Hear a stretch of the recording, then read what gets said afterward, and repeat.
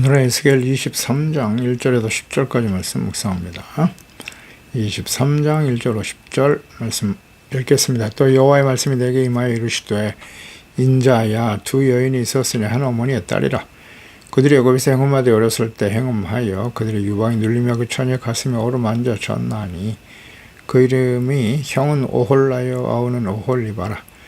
그들이 내게 속하여 자녀를 낳았나니 그 이름으로 말하면 오홀라는 사마리아요 오홀리바는 예루살렘이니라. 오홀라가 내게 속하였을 때에 행음하여 그가 연애하는 자고 그의 이웃 아스르를 사모하였나니 그들은 다 자색 옷을 입은 고관과 감독이요 준수한 청년이요 말 타는 자들이라. 그가 쓸 사람들 가운데 잘생긴 그 모든 자들과 행음하고 누구를 연애하든지 그들의 모든 우상으로 자신을 더럽혔으며 그가 젊었을 때에 애굽 사람과 동침함에 그 처녀의 가슴이 어루만져졌으며 그의 몸에 음란을 쏟음을 당한 바 되었더니 그가 그때부터 행음함을 맞이 아니하였느니라.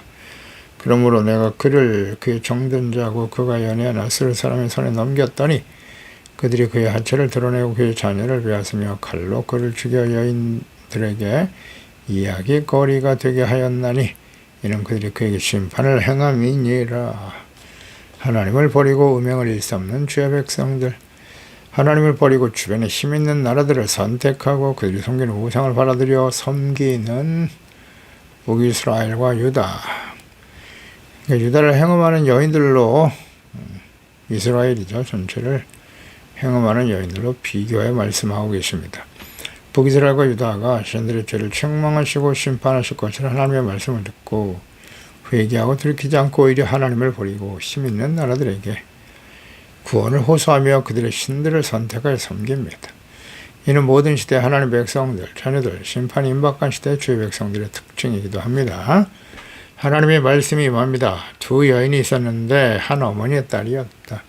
두 여인, 한 어머니의 딸, 두 딸 자매 이스라엘이 솔로몬의 부패와 타락으로 인해 둘로 나뉘어진 것을 의미합니다. 이스라엘, 아브라함의 후손들이죠. 12지파가 두 나라로 나뉩니다. 르호보암 때죠. 솔로몬의 부패와 타락으로 인해서 하나님께서 나라를 그 신하에게 일부를 떼어 맡기실 것이라고 하셨습니다. 이것이 이제 르호보암 때 이루어졌습니다. 에브라임 지파의 여로보암에게 10지파를 맡겨서 북이스라엘 만들게 하셨고 유다 지파와 나누게 하셨습니다. 북이스라엘과 남유다. 야곱의 12지파 아브라함과 이삭, 야곱의 후손들인데요. 두 여인 북이스라엘, 남유다로 나뉘어졌는데 둘 다 행음하더라. 애굽에서 행음하되 어렸을 때부터 행음했다 그랬어요. 오홀라와 오홀리바라. 오홀라는 사마리아, 오홀리바는 예루살렘이었다. 애굽에서부터 행음했다. 그러니까 이스라엘이 애굽에 요셉이 애굽의 총리가 되었을 때 애굽에서부터 이제 야곱의 가족들이 모두 애굽으로 내려갔습니다. 이것은 뭐 하나님께서 아브라함 창세기 15장이죠. 아브라함에게 예언하신 말씀이기도 하고요.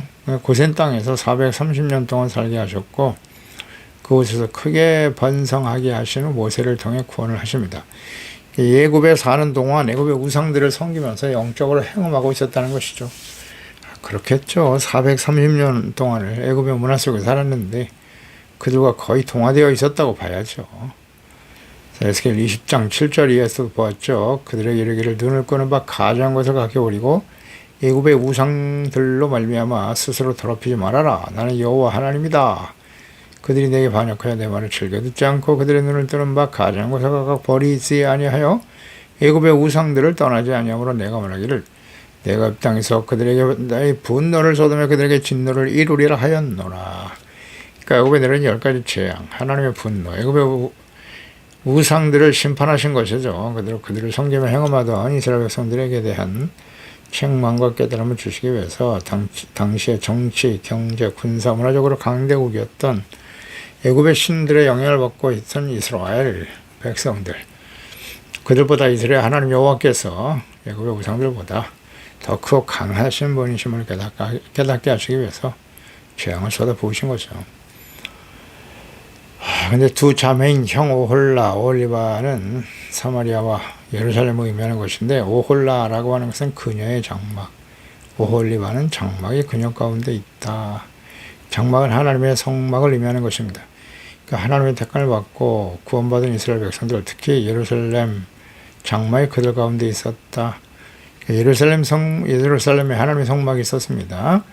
이것은 곧 하나님의 임재하심을 의미하는 것입니다. 하나님이 임재하여 다스리시는 하나님의 나라여야 할 사마리아와 예루살렘, 이스라엘이 주변 우상들과 신들은 비교할 수 없는 천지 만물을 창조하시고 광대하시고 전능하신 하나님께서 그들과 함께 하시며 구원하셨고 임재하시며 친히 왕이 되어 다스리시는 하나님의 나라 거룩한 백성, 유일하신 참 하나님께서 자신을 나타내 보여주시고 역사 속에 함께 하셨던 그 하나님께 택감받은 영광스러운 민족 이스라엘, 그 북이스라엘 형 예루살렘을 동생이라고 말씀하셨는데요.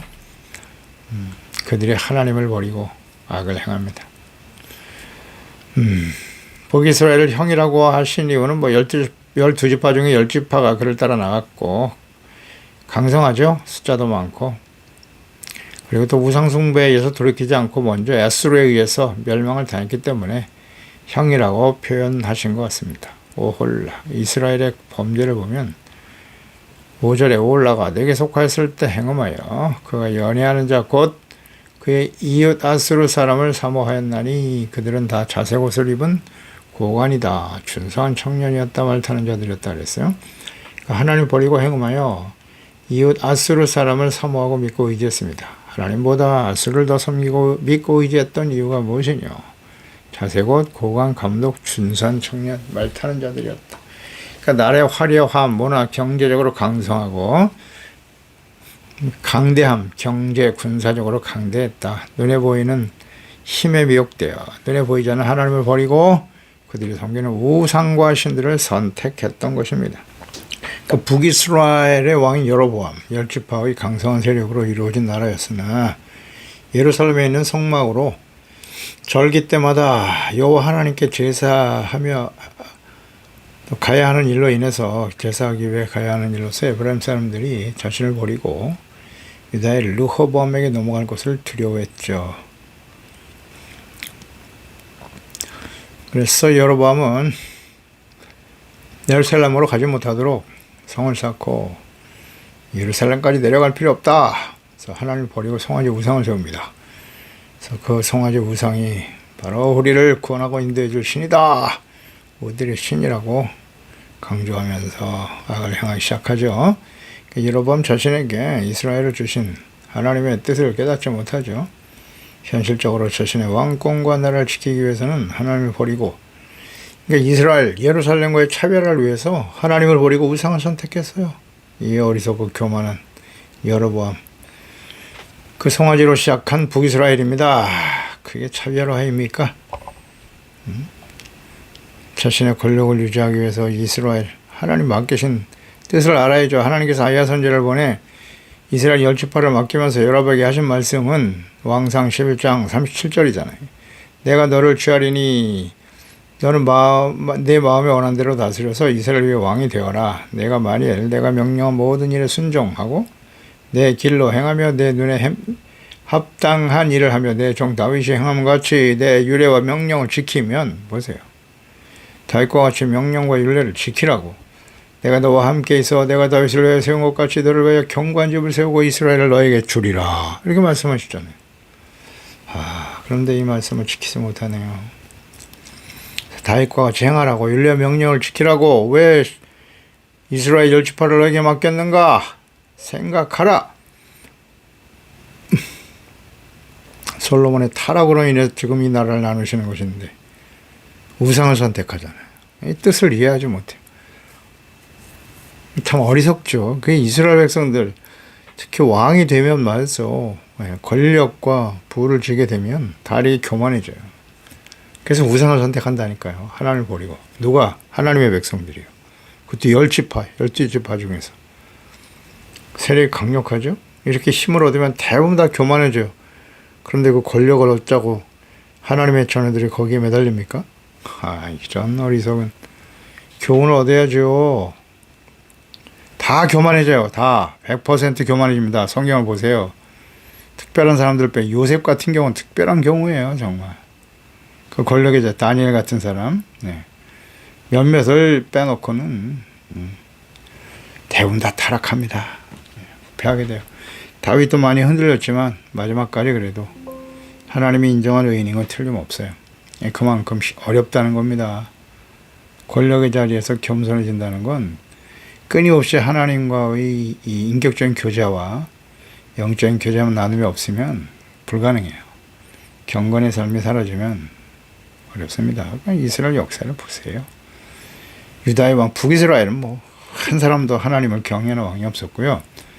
유다에도 요시아 시대에야 비로소 율법책이 성전 청결케 하다가 거기서 발견되잖아요. 그전에 율법을 거의 몰랐다는 얘기죠. 제사장도 그랬고 선지자들도 그랬고 하나님의 율법의 말씀을 바르게 가르치고 증거하는 제사장이나 선지자가 없었다는 거예요. 왕들은 관심도 없고 뭐가 되겠습니까? 그 나라가. 그래서 이스라엘의 왕은 하나님이시다. 이걸 깨달아야 되는데 사람이 왕이 되어 다스리는 나라의 폐해가 어떠한가가 성경을 통해서 우리에게 주신 교훈입니다. 나의 왕 나의 주인은 누구이신가? 하나님과 예수 그리스도이신가? 날마다 확인하고 점검해야 합니다. 눈에 보이는 힘, 권력, 부와 재물, 군사력과 자신의 욕망 위에 세워진 나라, 인생 반드시 멸망합니다. 너의 인생의 기초, 나의 인생의 기초, 삶의 목적 무엇인가를 점검하세요. 하나님의 말씀 뜻, 하나님의 영광인가? 아니면 자신의 성공과 영화인가? 율례와 명령을 지켜야 합니다. 어떻게 하는 것이 하나님의 영광을 나타내는 것입니까? 마태복음 5장 16절 너희는 빛인데 그 빛이 산 앞에 비치게 하라. 너의 착한 행실이 빛입니다. 그것을 보고 하늘에 계신 너희 아버지께 영광을 돌리게 하라. 착한 행실, 이것이 영광을 나타내는 일입니다. 착한 행실은 하나님 사랑, 이웃 사랑의 구체적 실천이죠. 율법을 새 계명을 너에게 주노니 예수님 말씀하셨잖아요. 새 계명. 내가 너희를 사랑한 같이 너희가 서로 사랑하라. 요한복음 15장 7절 8절이에요. 너희가 내 안에 거하고 내 말이 너희 안에 거하면 말씀이 안에 거한다. 순종하는 삶이겠죠? 그러면 많은 열매를 맺게 될 것이고 내 아버지께서 영광을 받으실 것이고 너희는 내 제자가 될 것이다. 열매, 그리스도와 함께 맺는 열매입니다. 성령 안에서, 예수 그리스도 안에서, 하나님의 말씀 안에서 맺어지는 열매, 성령 열매겠죠. 빛의 열매죠. 이런 열매를 맺고 살아가는 것이 진정 하나님께 영광이 되는 삶인 것입니다. 하나님의 말씀이 우리 안에 거하실 때 어떤 열매가 나타날까요? 잘 묵상해 보세요. 이것을 깨닫지 못하고 권력이나 재물 하나님 맡기신 거잖아요. 우리에게. 그것을 자신의 것으로 여기고 자신의 권력과 유익을 위해서 오직 자기를 위하여, 우상의 본질이죠. 이렇게 시작된 북이스라엘은 하나님을 버리고 우상을 선택한 이후 돌이키지 않았습니다.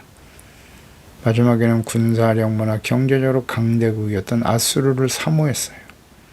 그들이 자신을 구원해주고 잘 살게 해주고 평안해줄 것이라고 여기면서 그들이 섬기는 온갖 우상을 끌어들여 섬깁니다. 이들이 이방인들이 아닙니다. 아브라함의 자손, 이스라엘의 열지파, 언약의 백성들의 모습입니다.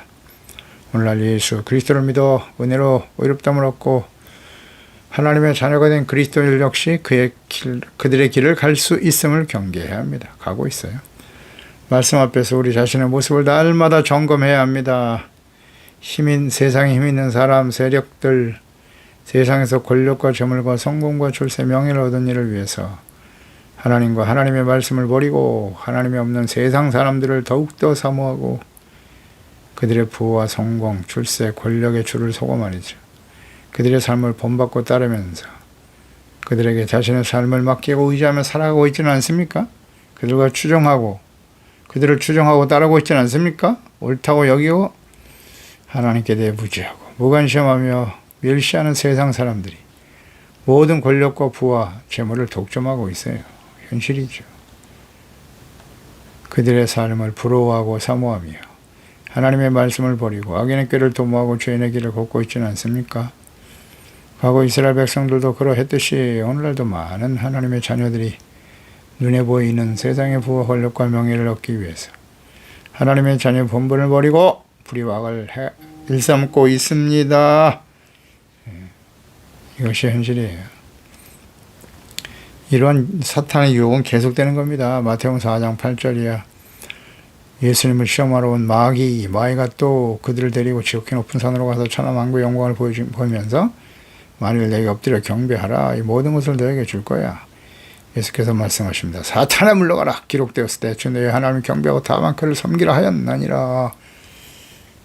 육신의 정욕, 안목의 정욕, 이 세상의 자랑으로 미혹해왔죠. 말씀으로 물리치신 예수님. 과거 이스라엘 백성들과 같이 대부분의 하나님의 자녀들이 이 사탄의 유혹에 넘어갑니다. 예수님은 이기셨어요. 사탄의 유혹을 이기셨기 때문에 공생의 사역을 감당하실 수 있었습니다. 그렇습니다. 이 사탄의 유혹을 이겨내야, 이기는 자가 되어야 하나님의 나라와 뜻을 세워갈 수 있는 것입니다.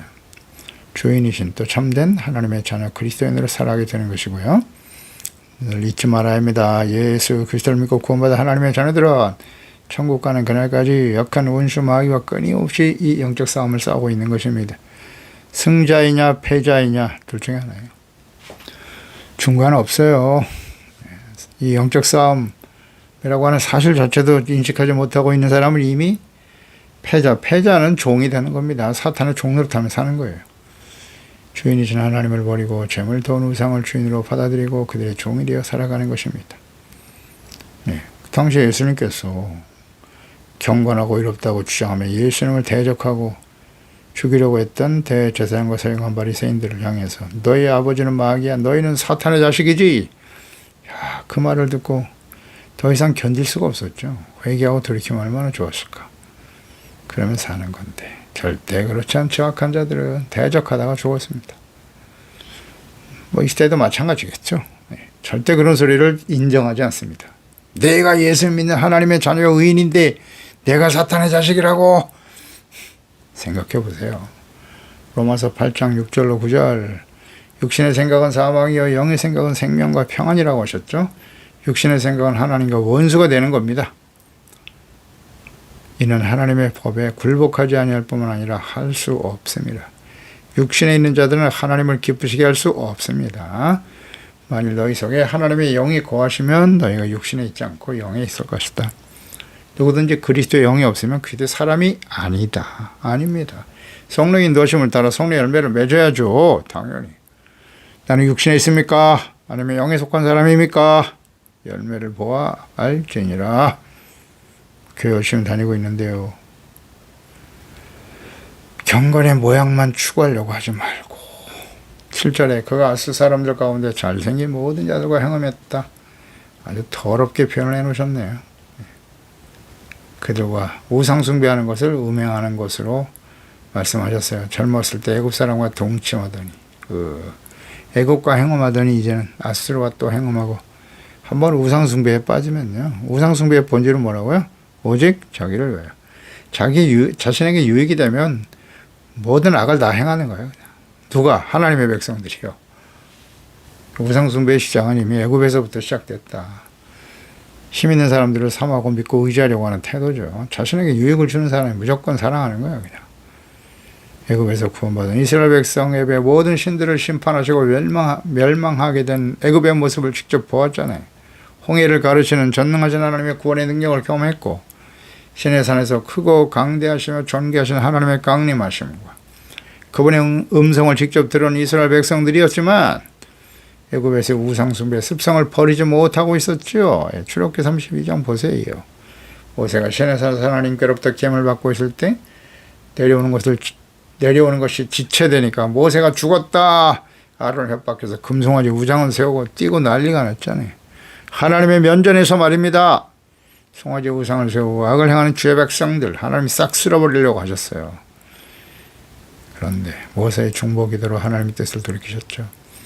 이런 패역한 태도는 광야에서 또 가나안 땅에 들어간 이후 왕정 시대도 계속되었습니다. 지금까지도 계속되고 있고요.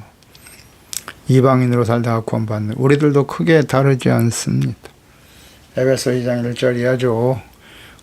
그는 허물과 죄로 죽었던 너희를 살리셨다. 그때 너희는 그 가운데 생하여 이 세상 풍조를 따르고 있었지. 공중의 군대 잡은 자를 따랐으니 곧 불순종의 아들 가운데 역사하는 영이었다. 전에는 우리도 다 그 가운데서 육체 욕심을 따라 지냈고 육체와 마음이 원하는 것을 하여 다른 이들과 같이 본질상 진노의 자녀이었다. 긍휼이 풍성하신 하나님이 우리를 사랑하신 그 큰 사랑으로 인해서 허물로 죽은 우리를 그리스도와 함께 살리셨다. 우리는 하나님의 은혜로 구원받은 것입니다. 잊지 말아야 해요. 육체의 욕심을 따라 살았던 지난 시간의 삶을 그대로 본받고 따를 것이냐?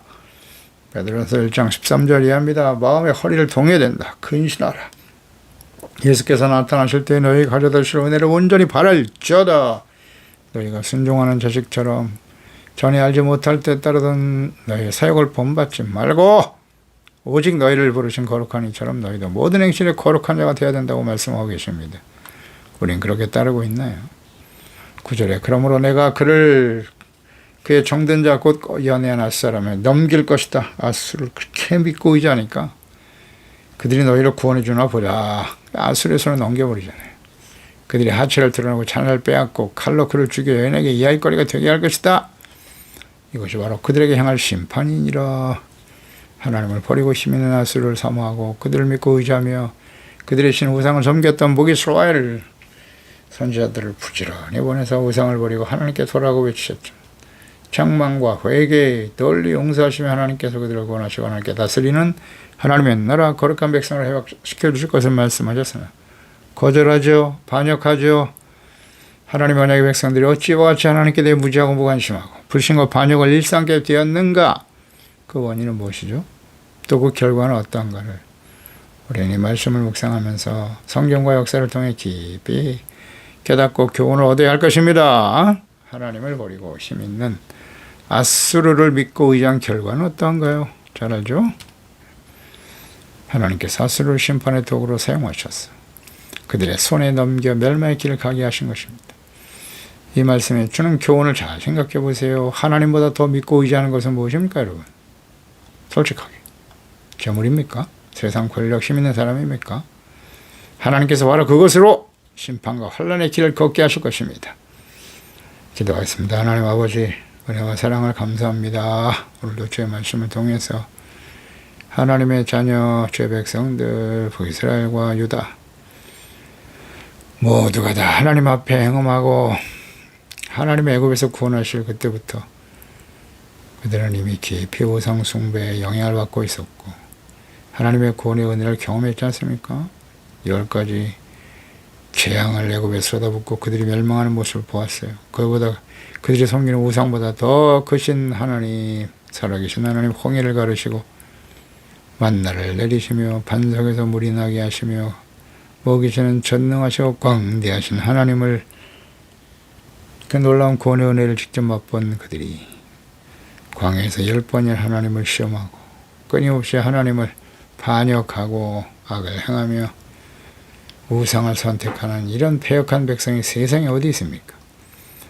하나님을 직접 경험한 하나님의 자녀들이 말입니다. 그들을 돌이키기 위해서 얼마나 오랫동안 하나님께서 참고 기다리시는가. 그 하나님의 사랑은 측량할 수가 없습니다. 주여, 이 하나님의 놀라우신 사랑과 은혜를 의지하고 그분을 겸손히 섬겨야 될 하나님의 언약의 백성들이 힘있는 나라들, 그들이 섬기는 우상을 끌어들이고 하나님의 목전에서 하나님의 면전에서 일어나갈 향하다니. 주여, 이것이 이들의 모습이 모든 시대 하나님의 백성들의 모습이었고 오늘 마지막 심판을 향해 달려가는 시대 우리의 모습이 아니겠습니까? 주여, 우리가 정말 근신하고 정신을 차리게 도와주시옵소서. 우리가 하나님과 주 예수 그리스도보다 더 믿고 의지하는 것은 무엇입니까? 재물, 돈, 세속적인 권력과 명예입니까? 그것이 영원토록 우리를 생명과 구원의 길로 인도할 수 있습니까? 그렇지 않습니다. 오히려 그것을 돌이키고 그 죄악에서 벗어나지 않으면, 돌이키지 않는다면 우리가 믿고 의지하는 것들이 심판의 도구가 되어 우리에게 찾아올 수밖에 없다는 사실을 북이스라엘과 유다의 멸망을 통해서 우리에게 주는 교훈이 아니겠습니까? 주여, 예수 그리스도를 보내신 하나님의 그 놀라우신 은혜를 소중하게 여기고 항상 마음의 허리를 동이고 근신하여 예수 그리스도 다시 나타나실 때 주실 은혜를 온전히 바라게 하시고 거룩하신 하나님의 모습, 예수 그리스도의 모습을 본받고 따르는 저희들이 되게 해주세요. 예수님의 이름으로 기도드리옵나이다. 아멘.